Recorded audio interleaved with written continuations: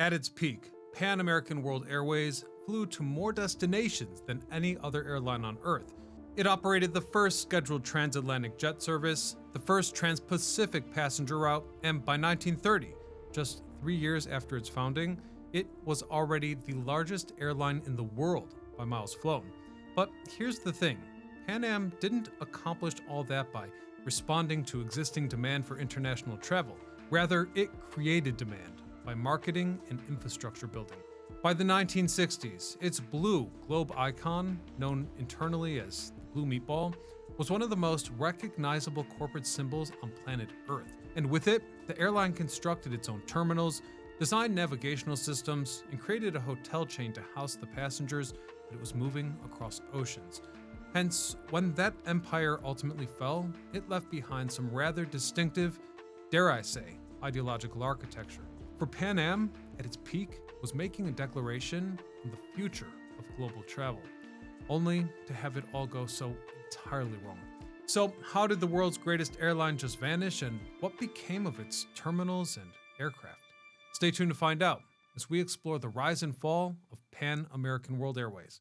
I'm your host, Ryan Sokash, and you're watching It's History. Everything started with a young New Jerseyan who graduated from Yale in 1921 and had an almost unusual obsession with aviation. In early adulthood, Juan Tripp had spent enough time on Wall Street to know that it wasn't for him. And since aviation was always on his mind, he decided to make a bold move in 1922. A move that tells you everything about how this man operated. He incorporated Long Island Airways, capitalized it at $5,000, putting up half himself. Then he sold stock in the new company to his Yale classmates to cover the rest. With that, he was able to buy 7 surplus Navy seaplanes for $500 each to start ferrying wealthy passengers between New York and Long Island. And although that business folded within just a year, his method was established. So he went back to his friends to ask for more capital. This time, the group invested in Colonial Air Transport, which had won a federal airmail contract on the New York to Boston route. And even when a dispute with the board of that entity pushed him out in 1927, he just kept at it, forming yet another new company. Notably, the New Aviation Corporation of the Americas, a group that came together with the financial backing from magnates like Vanderbilt and William Rockefeller, names which opened doors in Washington. And in that context, Caribbean routes were Tripp's first target, though there was already competition there. A German-backed airline was already establishing footholds in Latin America, and Tripp understood the geopolitical stakes clearly. Whoever controlled the airmail into South America would have the ear of Washington for a generation. Hence, he secured exclusive landing rights in Havana through a direct agreement with the president of Cuba. And on October the 19th, 1927, he put his first plane in the air, a rented Fairchild FC-2 float plane from Key West to Havana. And with that relatively small 90-mile hop, Pan American Airways had made its first flight. The next move was to recruit Charles Lindbergh as a technical advisor and survey pilot. At the time, Lindbergh was one of the most famous young men alive, and his association with the airline fundamentally changed their public perception. So with all these puzzle pieces in place, the US government proceeded to award Pan Am virtually every foreign airmail contract available. We're talking routes to Cuba, Puerto Rico, Mexico, and eventually Chile. By 1930, Pan Am was the largest air transportation company in the world by miles flown. And remarkably, it had gotten there all within just 3 years. The aircraft in those times were Boeing 314 flying boats, enormous seaplanes capable of crossing oceans in stages, carrying up to 74 passengers in their most generous configuration. And although only 12 were ever built, 9 flew for Pan Am.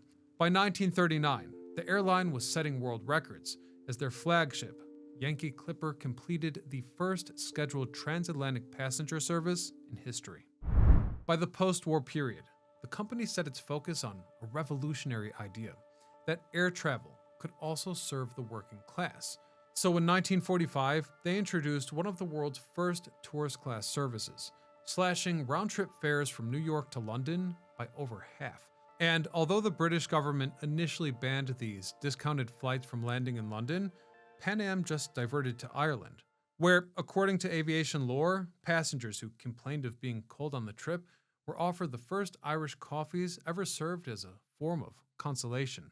Competitors took note, and the idea of the economy class concept started spreading throughout the industry like wildfire, a trend that would come to define the jet age. In 1958, Pan Am introduced the Boeing 707 on transatlantic runs, marking America's first jetliner in commercial service. Astonishingly, the aircraft cut crossing times roughly in half. So when the first 707 touched down in London Heathrow on October the 26th, 1958, 123 passengers had, as the CEO later described it, flown into the future. By 1964, that notion was confirmed when the Beatles, at the peak of their fame, were flown to America and greeted by 4,000 fans and 200 members of the press waiting on the tarmac, a moment that had a powerful marketing effect for the airline. From that point forward, the cultural association of fame and Pan Am continued to accrue rapidly. In fact, their aircraft appeared in early James Bond films. Even Kubrick's A Space Odyssey depicted a Pan Am space clipper ferrying passengers to an orbiting station, a fictional flourish that prompted real-world interest. You see, with so much momentum, the airline also capitalized on the hype around the Apollo program by launching a product called the First Moon Flights Club, which was a waiting list for a future commercial lunar service that they intended to launch in the year 2000. By the time the list closed, in 1971, it held 93,000 names from 90 countries, with some sources suggesting that people like Ronald Reagan or Barry Goldwater had also signed up. And although they never made it to the moon, it didn't really matter, since another marketing stunt, one that Tripp got right this time, would change everything. In the mid-1960s, Tripp sat down with Boeing President William Allen and proposed an aircraft twice the size of anything flying back then. The exchange that followed has since become one of aviation's most quoted conversations. Tripp reportedly told Allen, quote, "If you build it, I'll buy it." And Allen simply replied, quote, "If you buy it, I'll build it." And so it was. In April of '66, the airline signed a formal order for 25 aircraft at $20 million each. That's $500 million committed to a plane that didn't yet exist. And so the stakes were insanely high. When Pan Am put their first 747 into commercial service in 1970 from New York to London, it carried roughly twice the passengers of a 707, and its sheer volume forced airfares down by flooding the market with available seats. This was a turning point in travel accessibility, more than any policy or regulation. I want to reemphasize here, the 747 is what made mass international travel, as you and I know it, possible. And yet back then, in stark contrast to what we experience today, it was surprisingly luxurious. In the original configuration, the upper deck, which Boeing had first conceived as a crew rest area, became a first-class cocktail lounge with 16 swivel seats made available free of charge to any first-class ticket holders. This unique area was accessible via a spiral staircase just behind the main cabin bar. And it gets better. By 1972, Pan Am had converted some of these spaces into full sit-down dining rooms, and they called the service Dining in the Sky, where roast beef was carved tableside. Passengers made advance reservations for a seat on their journey across the ocean. By 1980, Pan Am became the first airline to offer sleeperette seating. These seats fully reclined across 4 window positions, offered cushioned leg rest, and of course that trademark fleece blanket that passengers were given during their slumber. And as great as this all sounds to anyone who's recently been on an airplane, it was too good to be true. It wouldn't last forever. The forces that would end Pan Am had been building for a decade before the actual downfall. For one, the company expanded faster than the revenue base could support. The airline had taken on enormous debt to fund its 747 orders, and unlike its competitors, it operated almost entirely on international routes, with no real domestic network feeding connections into passenger gates. So when the oil crisis of '73 drove fuel costs sharply upwards, the airlines with strong domestic operations could cross-subsidize. Pan Am could not.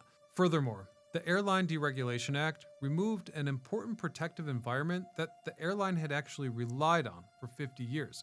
This meant new carriers entered international markets, fares fell, and the scale that had once been Pan Am's advantage became its ultimate liability. In other words, the airline needed to fill enormous aircraft on routes that were now crowded with competition. Then, some unthinkably tragic accounts compounded the financial pressure. On March the 27th, 1977, a terror scare at Las Palmas Airport diverted multiple aircraft, including 2 fully loaded 747s, to a smaller airport, where one of those jumbo jets would collide with a KLL aircraft taxiing on the runway, leaving 583 people dead. Then, on August the 4th, 1983, Pan Am's Clipper Bella of the Sea landed on a monsoon-soaked runway, where the jet veered left of centerline and departed the runway with just 2,500 feet remaining. And although fortunately no passengers were killed, the aircraft was beyond recovery. It just sat there for 2 years before it was sold for scrap. In that 2 years, images of the wrecked Pan Am airplane began to circulate, and it would still get worse. In 1988, the Clipper Maiden of the Seas, on service from Frankfurt to Detroit, was attacked by terrorists, taking a total of 270 lives. The commercial consequences for all this were simply too severe. Passengers started actively avoiding the airline. Insurance costs rose sharply, and the FAA fined Pan Am enormous amounts for security violations. In turn, the airline had sold its Pacific routes to cover costs to United, stripping away a quarter of its entire network. Shortly thereafter, its prized London rights were sold as well. In other words, things began to fall apart completely. The last Pan Am flight took place on December the 4th, 1991, as the company filed for bankruptcy. The physical remains of what this airline left behind is scattered. That futuristic-looking Worldport terminal at JFK was passed to Delta Airlines after bankruptcy, and the terminal operated until 2013 when it was demolished. Then we have that tower that Pan Am built above Grand Central Station in 1963. That still stands, though it now carries the MetLife name on its roof. Over on Long Island is the Pan Am Museum Foundation, which maintains a permanent exhibit of artifacts spanning from the Boeing 314 era to the final 747 years. However, some of the aircraft have also survived. And the most remarkable example is a 747 that was delivered to Pan Am in 1977. Apparently, Annie Lindbergh, Charles's wife, personally christened it the Clipper Lindbergh at a ceremony marking the 50th anniversary of her husband's famous solo transatlantic flight. Pan Am later sold that plane to United in '86, and then ultimately was passed on to NASA, which acquired it for something that perhaps nobody could have predicted: a flying telescope. This aircraft was converted to carry a 17-ton infrared telescope within its fuselage. It flew above 99% of Earth's atmosphere to conduct astronomical observations. On one of those flights in 2022, the plane helped confirm the presence of water molecules on the sunlit surface of the moon. It retired 2 years later and now sits at the Air and Space Museum in Tucson, Arizona. Another surviving jet is the Clipper Bella of the Sky, which ended up outside of Stockholm, where, after a series of post-1991 leases, a Swedish businessman acquired it and spent $3 million converting the fuselage into a hotel.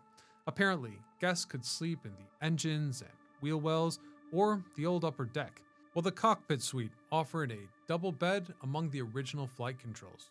Finally, we have the second 747 ever built, named after Pan Am's founder, and this one ended up in South Korea after the airline's collapse.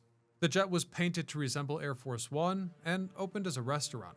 That restaurant failed in 2005 and sat abandoned for 5 years before being scrapped in 2010. So that is the story of Pan American Airways. I really hope that you guys liked the episode and will consider helping us grow by clicking subscribe or join. Otherwise, as always, this is Ryan Sokash signing off.